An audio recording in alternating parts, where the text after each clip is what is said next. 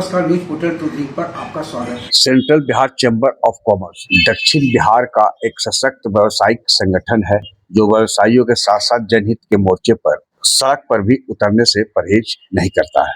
इतिहास रहा है कि central Bihar chamber of commerce पर पहले मारवाड़ी समाज का दबदबा था, धीरे धीरे आमजन भी जुटे और पिछले 3 दशक की अगर यदि बात किया जाए तो युवा नेतृत्व से लेकर अब तो प्रौढ़ अवस्था में आ चुके हैं।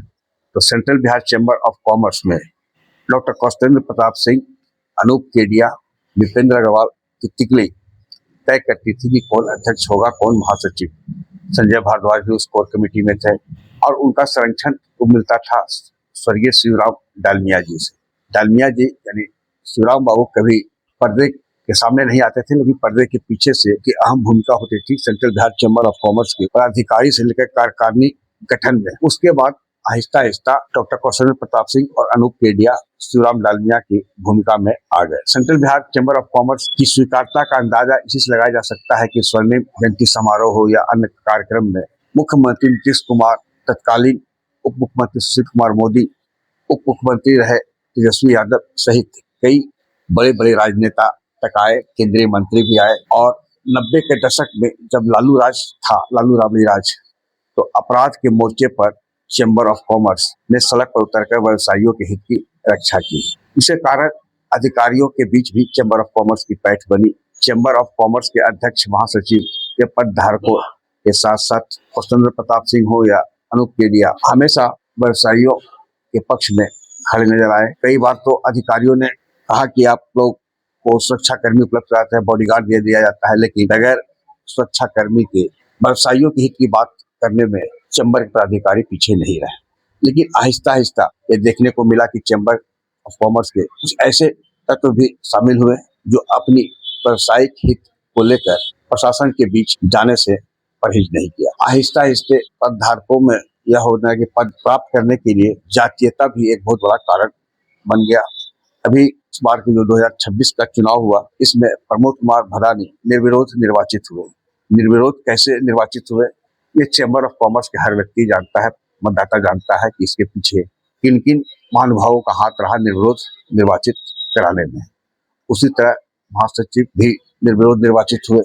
इसके साथ ही प्रमोद कुमार भदानी के अतिरिक्त उपाध्यक्ष प्रथम पद पर सुनील कुमार, द्वितीय पद पर प्रेम नारायण प्रसाद, महासचिव प्रवीण मोर, संयुक्त सचिव द्वितीय पद पर कृष्ण मोहन प्रसाद, कोषाध्यक्ष पद पर वीरेंद्र कुमार और आकांक्षक के पद पर सुरेश अग्रवाल निर्विरोध निर्वाचित हो चुके थे। अब मामला अटका था संयुक्त सचिव पद को लेकर, जहां राजेश झुंझुनवाला चैम्बर के जो पूर्व महासचिव थे और उमेश कुमार गुप्ता के बीच। तो उमेश कुमार गुप्ता चुनाव में विजयी घोषित हुए। उमेश कुमार गुप्ता को 112 मत और राजेश झुंझुनवाला को 82 मत मिला। सबसे ज्यादा जो टसल देखने को मिला, जातीयता का बोलबाला रहा, उसमें कार्यकारिणी थी। मौर्य समाज से 8 प्रत्याशी चुनावी मैदान में थे कार्यकारिणी में और 8 विजयी हुए। और इसमें जो सबसे सक्रिय एक युवा व्यवसायी थे जय कुमार, वही कार्यकारिणी के सदस्य के लिए चुनाव लड़ रहे थे।